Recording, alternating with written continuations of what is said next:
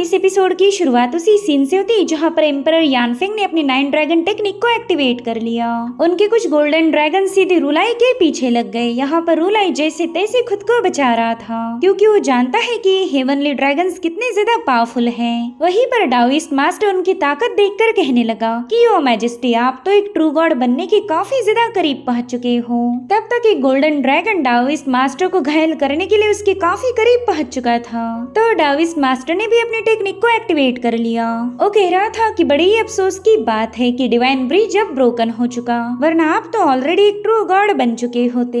खैर, इस जन्म में तो ये होने से रहा, क्या पता अगले जन्म में आप एक डेटी बन जाओ। वेल, यहाँ पर डाओइस्ट मास्टर ने जिस वाटर फ्लो को क्रिएट किया था उसके अंदर न जाने कितने ही सारे सोड पैलेट्स थे। यहाँ पर डाओइस्ट मास्टर बताने लगा कि मैंने डाओ सोड के 14 चैप्टर को पढ़ने की कोशिश की, मगर बड़ी ही अफसोस की बात है कि मैं उस चैप्टर को आधा ही मास्टर कर पाया। मगर कोई बात नहीं, मैंने जितना नॉलेज हासिल किया है मैं उसका एम्परर के खिलाफ यूज करना चाहूंगा ताकि मुझे मेरी ताकत का अंदाजा लग जाए। पता नहीं मेरी इनकम्प्लीट टेक्निक एम्परर के सामने कितनी देर तक टिक पाएगी। और अब यहाँ पर देखते देखते कई सारे इनियांग के फॉर्मेशंस एक्टिवेट हो गए। ये मल्टीलेयर्ड सोड फॉर्मेशन हजारों लाखों सोड इसेंस को फॉलो करता है। इसके अंदर बहुत ही प्योर सोड इसेंस मौजूद था जो कि अपने सामने आने वाली हर एक चीज का सर्वनाश कर दे। और इसी तरह से डाओइस्ट मास्टर की हजारों लाखों तलवारें एम्परर को मारने के लिए पहुंच गई, मगर एम्परर सीधे अपनी थंडर पावर का इस्तेमाल करते हुए उस फॉर्मेशन के सामने पहुंच गए।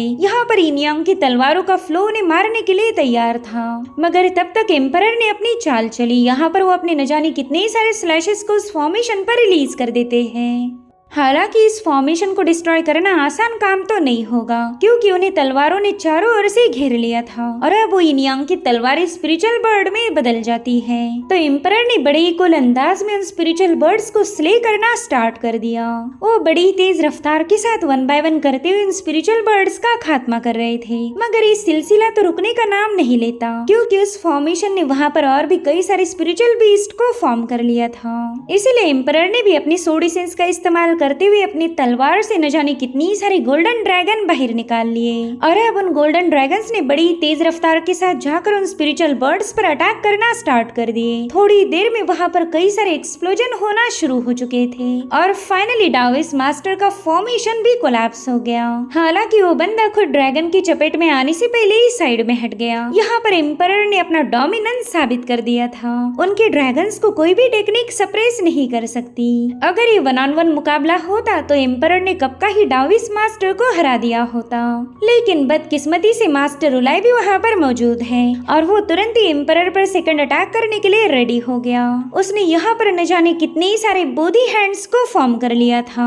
वेले मास्टर रुलाई की सबसे पावरफुल टेक्निक में से एक है। अभी तक उसने अपनी पूरी पावर का इस्तेमाल नहीं किया था, लेकिन अब वो एम्परर को मारने के लिए पूरी तरह से सीरियस हो गया। अब उसके सारे तथागता फॉर्म आपस में मर्ज होने लगे और उसमें से एक पावरफुल तथागता का फॉर्म अपीयर हो गया जो कि एम्परर यांगकांग पर अपने पाम से अटैक कर देता है। वहीं पर यांगकांग के एम्परर भी पीछे हटने के लिए तैयार नहीं थे। उन्होंने अपनी ड्रैगन पावर का इस्तेमाल करते हुए इस पाम को काउंटर करना शुरू कर दिया। इधर मास्टर रुलाई उससे कहने लगे कि योर मैजेस्टी, आपका यांगकांग इस दुनिया का सबसे सेक्रेड लैंड है। वहाँ की जमीन के अंदर न जाने कितनी सारी ड्रैगन वेन्स पाई जाती और उसी जमीन पर आपकी इंपीरियल सिटी एस्टेब्लिश हुई थी। आप उसी जमीन पर कल्टीवेट करते हो और इसी वजह से आपको ड्रैगन वेन्स की पावर का फायदा मिल जाता। ड्रैगन का प्योर और स्ट्रॉन्ग एसेंस आपकी बॉडी को मजबूत बनाता। ये असल में एक ब्लेसिंग है जो कि हेवन ने आप पर बिस्टो की। अगर आपके कल्टीवेशन की बात की जाए तो वो एकदम हायर लेवल पर पहुंच चुका है। आप तो अर्थ एंड हेवन को भी पियर्स कर सकते। अगर डिवाइन ब्रिज एग्जिस्ट करता तो वाकई आप एक ट्रू गॉड बन सकते हो। अगर सच बताओ तो आप इस दुनिया के सबसे स्ट्रॉन्गेस्ट बीइंग में एक हो। अगर हम दोनों आपका मुकाबला नहीं करते तो कभी आपको हरा नहीं पाते। यानी कि मास्टर रुलाई भी इस बात को मानने के लिए तैयार था कि उसमें भी ये एबिलिटी नहीं है कि एम्परर को हरा सके। इसी वजह से तो डाओइस्ट मास्टर को अपने साथ लाया था ताकि एम्परर का खात्मा करने में मदद मिल जाए। मास्टर रुलाई कह रहे थे कि हमारे माउंटेन का एक बहुत ही फेमस स्क्रिप्चर है, आपने भी उसके बारे में सुना होगा। तो मैं अपने उसी टावी स्क्रिप्चर की पावर को आपके 9 ड्रैगन एम्परर टेक्निक के साथ चैलेंज करना चाहता हूँ। देखते हैं किसकी टेक्निक पावरफुल है। आप आपकी या फिर मेरी, लेकिन मेरे ख्याल से मास्टर रुलाई को ये अधिकार नहीं कि वो एम्परर की पावर्स को चेक करे। उसने तो ऑलरेडी एम्परर को डाविस मास्टर के साथ मिलकर काफी ज्यादा घायल किया था।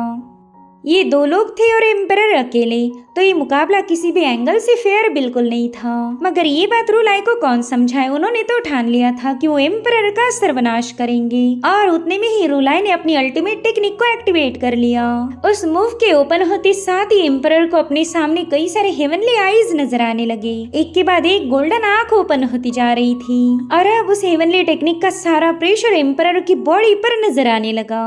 उनकी डिफेंसिव शील्ड भी इस प्रेशर के सामने टिक नहीं पा रही थी, जिसके चलते एम्परर की आंखों से खून आने लगा। उनके इंटरनल ऑर्गन्स डैमेज हो रहे थे।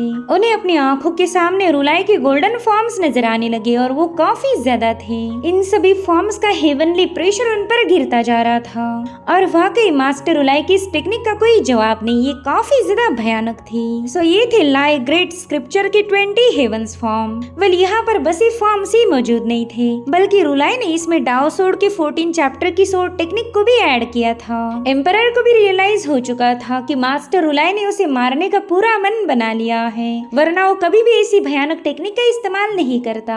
वो दिल ही दिल में कहने लगे कि रुलाई शायद तू मेरे सर्वाइवल का आखिरी चांस भी मुझसे छीनना चाहता। वेल एम्परर के पास बस अभी एक ही ऑप्शन था, अपनी बची कुची सारी एनर्जी का इस्तेमाल करके इसका मुकाबला करना। इसीलिए वो अपना पूरा जोर लगाकर इस प्रेशर के खिलाफ कोशिश करने लगे, मगर फाइनली वो प्रेशर उन पर पूरा डोमिनेंस क्रिएट कर चुका था। यहाँ पर रुलाई के फॉर्म्स के हेवी प्रेशर ने एम्परर की काफी तगड़ी धुलाई कर दी। उनकी बॉडी में मौजूद हर एक ऑर्गन अब डैमेज हो रहा था। अगर बात एम्परर की पावर की जाए तो जैसे तैसे इस टेक्निक को भी हैंडल कर लेंगे, लेकिन डाओइस्ट मास्टर भी वहाँ पर मौजूद है और वो इस मौके का फायदा उठाना चाहता था। उसने फटाफट से इन यंग फॉर्मेशंस को एक्टिवेट कर लिया, यानी कि अब एम्परर पर दोनों साइड से हमला होगा। एक बहुत ही क्रूशल मोमेंट था। अगर ये दोनों साइड से अटैक हो गए तो एम्परर का काम यहीं पर तमाम हो जाएगा। मगर उसी वक्त किन्मो के दोनों ग्रैंडपास की वहाँ पर एंट्री हो गई। एल्डर माँ और एल्डर ब्लाइंड वहाँ पर पहुंच चुके थे। अब उन दोनों को वहाँ देखते साथ ही मास्टर रुलाई और डाविस मास्टर को अपने अटैक्स को रोकना पड़ गया। डाविस मास्टर दिल ही दिल में कहने लगा कि ये दोनों बंदे रुलाई और मेरे जितने ही पावरफुल हैं। अगर इन्होंने एम्परर का साथ दिया तो हम ही मुकाबला हार जाएंगे।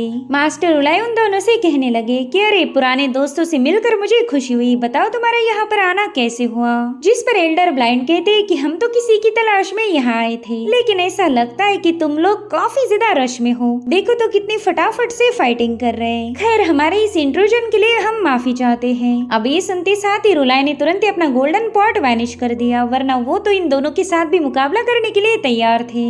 और अब रुलाई पूछते कि बताओ फिर यहाँ आने का रीजन क्या था। जिस पर एल्डर ब्लाइंड कहते कि क्या तुमने यहाँ पर किसी औरत को देखा है। जिस पर 3 ओल्ड डेमन में से एक पूछने लगा कि बताओ तुम एग्जैक्टली कौन सी औरत की तलाश में हो। तो एल्डर ब्लाइंड कहते हैं कि मैं उस बंदी की बात कर रहा हूँ जो कि हद से ज्यादा खूबसूरत है। अगर एक बार तुमने उसका चेहरा देख लिया फिर तुम कभी भी उसे भूल नहीं पाओगे। वो औरत बिल्कुल भी ऑर्डिनरी नहीं है। उसकी बॉडी पर एक एंशिएंट डीमन लॉर्ड का कब्जा है और वो बंदा उसकी बॉडी को चुरा कर पूरी दुनिया पर राज करना चाहता। अगर तुम उसके एन्चांटिंग टेक्निक की बात करो तो इसका कोई तोड़ नहीं है, चाहे तुम कितने ही पावरफुल क्यों ना हो। उसके जाल में फंसने से कोई भी तुम्हें रोक नहीं सकता।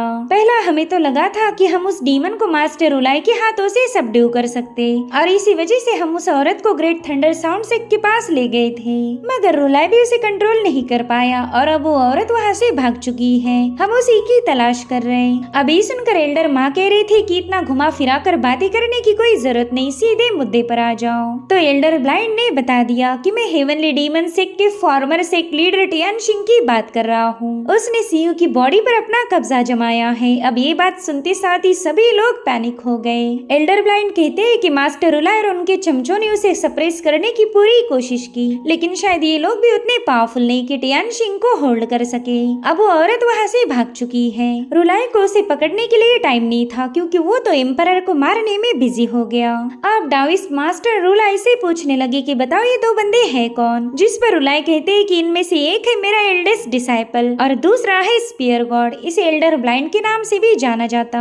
अभी सुनते साथ ही डाविस मास्टर हैरान होते हुए कहने लगे कि ये दोनों तो लेजेंडरी फिगर्स हैं। मैंने तो आज तक बस इनके बारे में चर्चे सुने थे। और उतने में हेवनली डीमन सेक्ट के वाइट गार्डियन इन दोनों से कहने लगी कि हम हमारे सेक्ट मास्टर किन्मो के ऑर्डर पर एम्परर को बचाने आए थे, लेकिन इन दोनों बंदों ने फॉर्मेशन सेटअप करके एम्परर को हमसे अलग कर दिया। इन्होंने हमारे साथ चीटिंग की है, तो प्लीज इन्हें हराने में हमारी मदद कीजिए। जिस पर एल्डर माँ कहने लगी कि हम ग्रेट ताजू के लोग हैं, हम इस दुनिया के मसलों में इन्वॉल्व नहीं होते। और वैसे भी ऑर्डर तुम्हें तुम्हारे सेक्ट लीडर किन्मो ने दिया था, उसने हमें तो कुछ नहीं बताया, इसलिए हम इस मसले में नहीं फंस सकते। और वैसे भी हमारा मैटर इस मसले से काफी ज्यादा अर्जेंट है। अगर ये वाला एम्परर मर गया तो किसी और एम्परर को तख्त पर बिठाया जाएगा, इसमें ऐसी कौन सी नई बात है। लेकिन अगर वो डीमन आजाद हुआ तो पूरी दुनिया इससे सफर करेगी। और अब एल्डर ब्लाइंड एम्परर से पूछने लगी कि क्या तुमने कभी ली टियानशिंग की बीवी सीयू को देखा है, जिस पर एम्परर ने ना में जवाब दिया। तो एल्डर ब्लाइंड कहते अच्छा हुआ तुमने उस औरत को नहीं देखा, वरना तुम उसके प्यार में पूरी तरह से खो जाते और फिर तुम्हारी बीवी तुम्हें छोड़कर चली जाती और ये किंगडम भी बर्बाद हो जाता। यहाँ पर एम्परर घायल हालत में एल्डर ब्लाइंड से कहने लगे कि मैं आपके सामने रिक्वेस्ट करता हूँ कि प्लीज मेरी मदद कीजिए। हालांकि एल्डर ब्लाइंड ने इसके लिए मना किया। वो कहते हैं कि हम आउटकास्ट लोग यांगकांग के मसले में फंसना नहीं चाहते। और फिर वो दोनों भी ग्रैनी सी को ढूंढने के लिए वहाँ से रवाना हो गए। अब ये सीन यहीं पर कट होकर हम ड्रैगन किलिन को देख पाते, जिसका दिल अब फटने की कगार पर था। वो हाफते हुए कहने लगा यंग मास्टर अब मैं भाग नहीं सकता। और इतना कहते साथ ही वो सीधे जमीन पर पटक जाता है। उसकी हालत देखकर किन्मो कह रहा था इसी वजह से मैंने तुम्हें डाइटिंग करने का आइडिया दिया था। अब तुम एक भैंस जैसे मोटे बन गए हो, बिल्कुल फुर्तीले नहीं रहे। बस तुम देखते जाओ, नए साल की दावत पर तुम्हें ही टेबल पर सर्व किया जाएगा। मगर ड्रैगन किलिन को इससे कोई फर्क नहीं पड़ता। वो तो बस जोर जोर से हफ्ते जा रहा था ताकि जैसे तैसे अपनी वाइटलिटी को रिकवर कर सके। इधर किन्मो ने देखा कि वो बैटल ग्राउंड से अभी भी दूर है और उसे काफी ज्यादा इरिटेट हो रहा था, इसलिए वो फैसला लेता है कि वो अब टेलीपोर्टेशन टेक्निक का इस्तेमाल करेगा। मगर तभी दो बंदे बड़ी तेज रफ्तार से वहाँ से गुजर गए और वो लोग किन्मो को लेकर तुरंत ही उसके पास पहुँच गए थे। वेल ये है एल्डर ब्लाइंड और एल्डर माँ। एल्डर माँ तो किन्मो को वहाँ देखकर काफी ज्यादा सरप्राइज हो गए। वहीं पर एल्डर ब्लाइंड कहते हैं कि अच्छा हुआ मेरी आंखें शार्प है, वरना ये माँ तो तुम्हें देख भी नहीं सकता था। मुझे बताओ क्या ग्रेट थंडर साउंड सेक्ट ने हमारे जाने के बाद तुम्हें बुली किया था? जिस पर किन्मो ने ना में जवाब दिया। वो कहता है कि आज यहाँ पर काफी कुछ बुरा हो रहा। मास्टर उलाई और डाविस मास्टर मिलकर एम्परर को स्ले करना चाहते। तो एल्डर माँ उसे बताने लगी कि इसमें कौन सी नई बात है, आज तक न जाने कितने ही सारे एम्परर्स को मारा गया। साथ ही साथ एल्डर ब्लाइंड किन्मो से कहते हैं कि तुम्हें उस एम्परर की फिक्र करने की कोई जरूरत नहीं, उससे बड़ा मसला तो है ली टियानशिंग। वो बंदा किसी को भी अपने वश में कर सकता। अगर उसने सीयू की बॉडी पर कब्जा किया तो हम तुम्हारी ग्रैनी सी को हमेशा के लिए खो देंगे। तो किन्मो से कहता है कि आपको ग्रैनी सी के लिए फिक्र करने की कोई जरूरत नहीं, मैं ऑलरेडी उनसे मिल चुका हूँ। दरअसल ली टियानशिंग ने उनकी बॉडी पर कब्जा नहीं किया, बल्कि वो खुद ही ग्रेट डाचू में नहीं आना चाहती। उन्हें डर है कि कहीं उनकी वजह से आप सभी लोग खतरे में न पड़ जाओ। मैं जानता हूँ ग्रैनी सी कहाँ पर है, लेकिन उससे पहला मैं चाहता हूँ कि आप एम्परर को बचाने में मेरी मदद करें। जिस पर ग्रैंडपा ब्लाइंड कहने लगे कि किन्मो शायद तुम उस एम्परर को बचाना चाहते हो, लेकिन हमें तो ऑलरेडी काफी ज्यादा देर हो गई। मास्टर उलाई और डाविस मास्टर दोनों भी काफी पावरफुल हैं। अगर इम्पेरियल एडवाइजर भी खुद वहाँ चला जाए तो भी वो एम्परर को बचा नहीं पाएगा। अब किन्मो को तो और भी बड़ा झटका लग गया। उसे अभी तक यही लग रहा था कि एम्परर के साथ इम्पेरियल एडवाइजर भी जरूर होंगे। हालांकि वो दोनों एल्डर्स बताते हैं कि हमें तो एडवाइजर कहीं पे नजर नहीं आया। अब ये सुनकर किन्मो कह रहा था कि नहीं, एम्परर को मैं मरने नहीं दे सकता। तो एल्डर ब्लाइंड उसे बताने लगे कि अरे हाँ, वहाँ पर तुम्हारे सेक्ट के भी कई सारे लोग मौजूद थे और उनकी हालत से ही पता चल रहा था कि उनकी काफी अच्छे से धुलाई हुई है। जिस पर किन्मो कह रहा था कि मेरे सेक्ट का हर एक बंदा जीनियस है, वो जब चाहे तब कहीं पर भी टेलीपोर्ट हो सकते।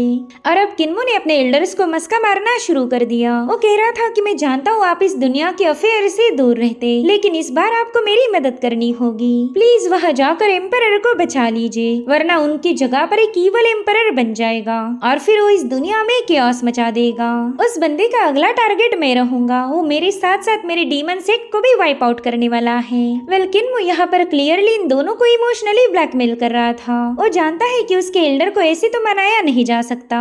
उन दोनों से कहने लगा कि क्या आप यही चाहते हो कि वो बंदा मुझे हंट डाउन करने के लिए दिन रात मेरे पीछे पड़ जाए। तो फाइनली एल्डर माँ कहते कि ठीक है, हम तुम्हारी मदद करने के लिए तैयार हैं। वैसे भी रुलाई और डाविस मास्टर दोनों भी बुढ़े हो चुके, वो ज्यादा देर तक अपनी पावर का इस्तेमाल नहीं कर सकते। तुम यहीं पर हमारा इंतजार करो, हम एम्परर की डेड बॉडी लेकर यहाँ पर पहुँच जाएंगे। अब ये सुनकर किन्मो कह रहा था, क्या कहा आपने, डेड बॉडी? तो उसके ग्रैंडपा वहाँ से फ्लाई करते हुए कहने लगे कि जहाँ तक हमें पता है मास्टर रुलाई और डाविस मास्टर ने एक साथ मिलकर एम्परर को अभी तक खत्म कर दिया होगा। और अब हमें थोड़ी देर पहले की कहानी दिखाई जाती है जहाँ पर एम्परर एक साथ मिलकर इन दोनों मास्टर्स के मूव को फेस कर रहे थे।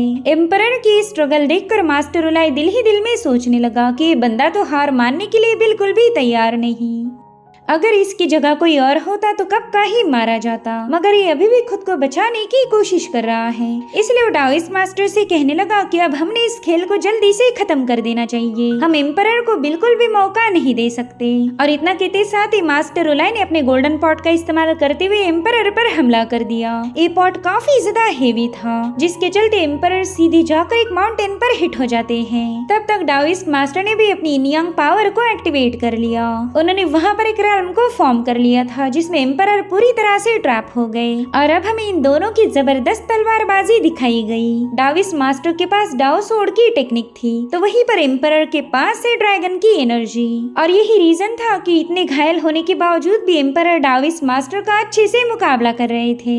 इनफैक्ट वो मास्टर भी एम्परर के इस रेजोल्यूट को देखकर काफी ज्यादा इम्प्रेस हो गया, मगर उन्हें कुछ भी करके एम्परर का सर्वनाश करना है। तो उन्होंने एम्परर के हाथ से उनकी तलवार छटका दी और फिर मौका मिलते साथ ही वो अपने इनियांग सिजिल से उन पर अटैक कर देता है। ये हमला एम्परर के सीधे कोर पर हुआ था और वो घसीटते हुए सीधे रुलाई के पास पहुंच गए, जहाँ पर रुलाई भी अपने पंचेस का उन पर इस्तेमाल करने लगा। मास्टर रुलाई फुल टू फॉर्म में थे, वो तो बस पंचिंग बैग जैसे एम्परर को धोना चाहते। यहाँ पर एम्परर अपनी तरफ से पूरी कोशिश कर रहा था कि जैसे तैसे रुलाई के पंचेस को काउंटर किया जाए, मगर अब उनकी हालत और भी बदतर हो गई, जिसके चलते रुलाई उन पर अपना डोमिनेंस साबित कर देता है। अपने काफी भयानक गोल्डन पंचेस के साथ रुलाई एम्परर की हर एक बोन को ब्रेक कर रहा था ताकि बंदा डॉज करने की भी लायक ना बचे। और फिर उसने अपने एक बड़े ही टेरिफाइंग पंच के साथ एम्परर को काफी पीछे घसीट दिया। यहाँ पर एम्परर खून की उल्टियां कर रहे थे, मगर इनकी हिम्मत की दाद देनी चाहिए, इस बंदे ने अभी तक हार नहीं मानी थी। उन्होंने अपना बचा हुआ एसेंस इस्तेमाल करते हुए 9 ड्रैगन टेक्निक को एक्टिवेट कर लिया, लेकिन तब तक डाविस मास्टर वहाँ पर पहुंच जाता है और उसने अपने एक ही स्लैश में एम्परर के सारे ड्रैगन्स को तबाह कर दिया। और इससे भी उस मास्टर का मन नहीं भरा था, तो उसने अपनी इनियांग तलवारों का इस्तेमाल करते हुए एम्परर पर हजारों लाखों स्लैशेस रिलीज कर दिए। उनका हर एक स्लैश एम्परर की बॉडी को अंदर से चीरता जा रहा था, जिसके चलते एम्परर काफी ज्यादा कमजोर पड़ गए। और फाइनली डाविस मास्टर ने अपनी सबसे पावरफुल सोर्ड को उनके आर पार घुसा दिया। एम्परर की स्ट्रगल पूरी तरह से नाकाम हो गई, डाविस मास्टर उन पर भारी पड़ गया था। और अब डाविस मास्टर ने अपने एक ही जोरदार स्लैश के साथ उन्हें काफी दूर पटक दिया, मगर एक्सीडेंटली से ही एम्परर अपनी तलवार के पास पहुंच गए, इसलिए वो फटाफट से अपनी सोर्ड को समन कर लेते हैं। यहाँ पर वो मुकाबला करने के लिए एक बार फिर से तैयार हो गए थे, मगर तब तक रुलाई उनके सामने पहुंच गया। उस बंदे ने तो अपनी ताकत का इस्तेमाल करते हुए एम्परर की सोर्ड को लोहे जैसा पिघलाना शुरू कर दिया। वो सोर्ड इतनी ज्यादा गर्म हो गई थी कि एम्परर को मजबूर होकर उसे छोड़ना पड़ा। और इसी का फायदा उठाते हुए रुलाई ने उनके मुंह पर एक बड़ा ही भयानक पंच हिट कर दिया, जिसके बाद उसने अपने तथागत फॉर्म को भी एक्टिवेट कर लिया, जिसके कई सारे हैंड्स थे। हर जगह गोल्डन रून्स अपीयर होने लगे और फाइनली वो अपने बोधी हैंड के नीचे एम्परर को सप्रेस करना शुरू कर देता है। यहाँ पर एम्परर अपना पूरा जोर लगाते हुए उस पाम को काउंटर करने लगा, मगर अब एम्परर की पावर ऑलमोस्ट एग्जॉस्ट हो गई और वहीं पर रुलाई अपने प्रेशर को बढ़ाता जा रहा था। न जाने कितनी सारी बोधी पाम एक के ऊपर एक सेट होने लगे, जिसके चलते एम्परर पर काफी इमेंस प्रेशर रिलीज हो रहा था। एम्परर की ऐसी हालत देखकर उनके जनरल भी काफी ज्यादा पैनिक हो जाते हैं, मगर एम्परर ने अभी भी हार नहीं मानी थी। वो अपनी पावर के आखिरी कतरे का भी इस्तेमाल कर रहे थे, मगर रुलाई भी कुछ कम नहीं था। उसने भी अपनी सारी स्ट्रेंथ दांव पर लगा दी। वो अपनी पूरी ताकत इसी मूव पर यूज कर रहा था, जिसके चलते फाइनली एम्परर उसके नीचे क्रश होने लगे। वहाँ पर रुलाई की बड़ी ही भयानक एनर्जी रिलीज हो रही थी। अगर कोई मामूली सा कल्टीवेटर यहाँ पर आ जाए तो उसकी body on the spot shatter हो जाएगी। ये प्रेशर उतना ज्यादा हेवी था। और अब हमें थोड़ी देर बाद की कहानी दिखाई जाती है। रुलाई और डाविस्ट मास्टर दोनों भी शांत हो गए थे। उन्हें लगा कि उन्होंने एम्परर को मार दिया। उन्हें तो बस वहाँ मौजूद स्मोक के हटने का इंतजार था, लेकिन यहाँ पर हम देख पाते हैं कि एम्परर यानफेंग अभी भी जिंदा है। उनके 9 गोल्डन ड्रैगन्स भी घायल हालत में उनके आसपास पड़े हुए थे। गाइस जस्ट इमेजिन, मास्टर रुलाई और डाविस्ट मास्टर ये दोनों भी काफी ज्यादा पावरफुल हैं। ये दोनों एंशिएंट सेक्ट को लीड करते हैं और इनका कल्टीवेशन का फाउंडेशन हजारों साल पुराना है, मगर फिर भी दोनों की पावर्स कंबाइन करके भी ये लोग एम्परर यानफेंग को अभी तक मार नहीं पाए थे। एम्परर यानफेंग वाकई एक जीनियस है। रुलाई कहने लगा कि इसका ब्लड और इसका एसेंस काफी ज्यादा प्योर है, मगर इसकी कल्टीवेशन शॉर्ट पड़ गई। अगर ये अपनी कल्टीवेशन लेवल को बढ़ा पाता तो हम कभी इसे हरा नहीं सकते। खैर अब एम्परर का दिया बुझने की कगार पर है। थोड़ी देर में ये मारा जाएगा, लेकिन ये लोग कोई रिस्क उठाना नहीं चाहते थे, इसलिए डाविस मास्टर ने एक बार फिर से अपनी इनियांग सिजिल को फॉर्म कर लिया और अब यहाँ पर उसकी एक और सोड अपीयर हो गई। उसे पूरा यकीन है कि इस फाइनल अटैक के बाद एम्परर यानफेंग का काम तमाम हो जाएगा और ये लोग फाइनली एक नए एम्परर को तख्त पर बिठा सकते हैं। यहाँ पर एम्परर यानफेंग भी गुस्से में अपनी मौत को फेस कर रहे थे। उनकी आंखों में जरा भी खौफ नहीं था, मगर उतने में एल्डर ब्लाइंड की स्टिक वहाँ पर पहुँच गई। उस बैम्बू स्टिक ने आते साथ ही डाविस मास्टर की तलवार पर हमला कर दिया, जिससे वो तलवार सीधे रुलाई पर जाकर क्लैश हो गई थी। रुलाई ने बड़ी ही तेज रफ्तार के साथ एल्डर ब्लाइंड की स्टिक का मुकाबला करना शुरू कर दिया और साथ ही यहाँ पर वो अपने गोल्डन बॉल का भी इस्तेमाल करते हैं, जिसमें से काफी स्ट्रॉन्ग गोल्डन एनर्जी रिलीज होते हुए एल्डर ब्लाइंड को पीछे की तरफ पुश कर देती है।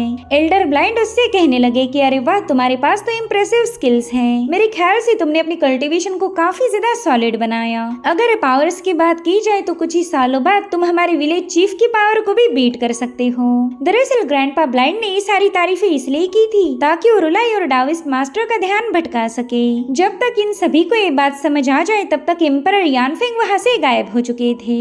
डाविस मास्टर कहने लगा कि वो बंदा काफी ज्यादा शातिर था, हमें बातों में भटका कर वो एम्परर को उठा के ले गया, मगर इससे कोई फायदा नहीं होने वाला। एम्परर यानफेंग की लाइफ फोर्स पूरी तरह से ड्रेन हो चुकी, उसके बॉडी में मौजूद हर एक स्पिरिचुअल वेन शटर हो चुकी है, साथ ही उसकी लुमिनरीज की वर्ल्ड भी पूरी तरह से डैमेज हो गई, जिस पर मास्टर रुलाई कहते हैं कि हमने उसे खत्म कर देना चाहिए था। अगर उन लोगों ने एम्परर को बचा भी लिया तो भी वो पहले जैसा पावरफुल नहीं रहेगा, वो अंदर से पूरी तरह से टूट चुका है। ऐसा अपाहिज हुआ एम्परर एक रियासत को नहीं चला सकता। इधर किन्मो काफी बेसब्री से उनके वापिस आने का इंतजार कर रहा था। वहीं पर ड्रैगन किलिन तो बैठे बैठे खराटे मारने लगा, मगर उतने में उसकी बॉडी पर एम्परर यानफेंग को फेंका जाता है, जिससे तो बेचारा ड्रैगन किलिन काफी ज्यादा पैनिक हो गया। वहीं पर एल्डर ब्लाइंड किन्मो को बताने लगे कि देखो हम डेड बॉडी लेकर पहुंच गए। इसलिए किन्मो ने सबसे पहले जाकर उनकी पल्सेस को चेक किया। फाइनली किन्मो की जान में जान आ गई, क्योंकि वो अभी भी सांस ले रहे थे। अगर एल्डर ब्लाइंड सही समय पर वहाँ पर नहीं पहुँचते तो शायद एम्परर मारे जाते।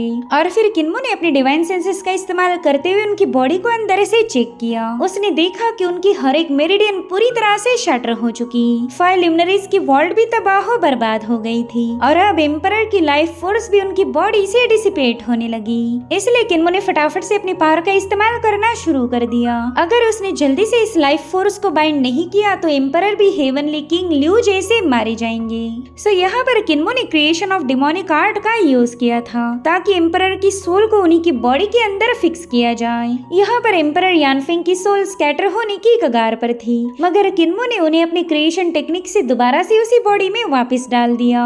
मगर एम्परर को जल्दी से ट्रीट करना काफी ज्यादा इम्पोर्टेंट था, इसलिए किन्मो ने फैसला लिया कि वो ग्रैनी सी के घर पर ही उनका इलाज करेगा, जो कि यहाँ से थोड़ी ही दूरी पर था।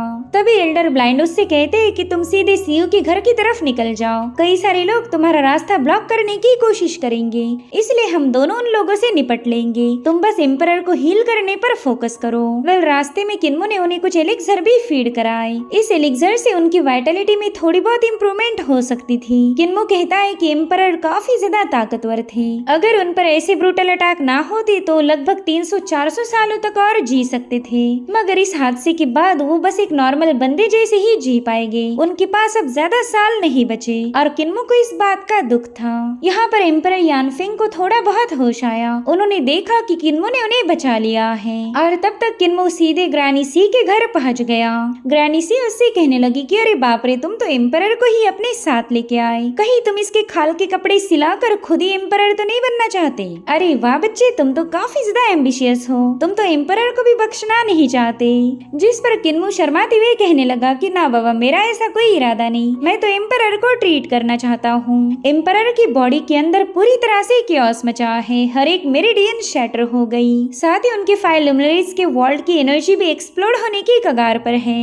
अगर इन्हें प्रॉपर तरीके से हील नहीं किया गया तो इनकी बॉडी कभी भी टीयर अप हो सकती। सो अब किन्मो ने एम्परर को सीधे ग्रैनी सी के हवाले कर दिया। वो उनसे कहने लगा कि प्लीज अपने क्रिएशन पावर का इस्तेमाल करके इनकी सोल को बॉडी के साथ अटैच रखिए। तब तक मैं जरूरी मेडिसिनल हर्ब लेकर वापस आता हूँ। और हाँ ग्रैनी, मुझसे वादा करो कि आप इनकी बॉडी से कपड़े नहीं सिलोगी। जिस पर ग्रैनी सी कहती कि ना, मैं ऐसा कुछ भी नहीं करने वाली, लेकिन तुम्हें रात होने से पहले वापस आना पड़ेगा। तुम तो जानती हो रात के समय ली टियानशिंग मेरी बॉडी का टेक ओवर लेता। अगर उसने एम्परर को अपने सामने पाया तो एक ही झटके में उन्हें मार देगा और फिर वो खुद ही यांगकांग का एम्परर बन के सब पर रूल करेगा। अब ये सुनते साथ ही किन्मो फटाफट से वहाँ से रवाना हो गया कि इस भयानक बंदी को किन्मो अपनी ग्रैनी क्यों बुला रहा था। मैंने तो सुना है कि ली टियानशिंग मारा गया, फिर वो यहाँ पर क्या कर रहा है?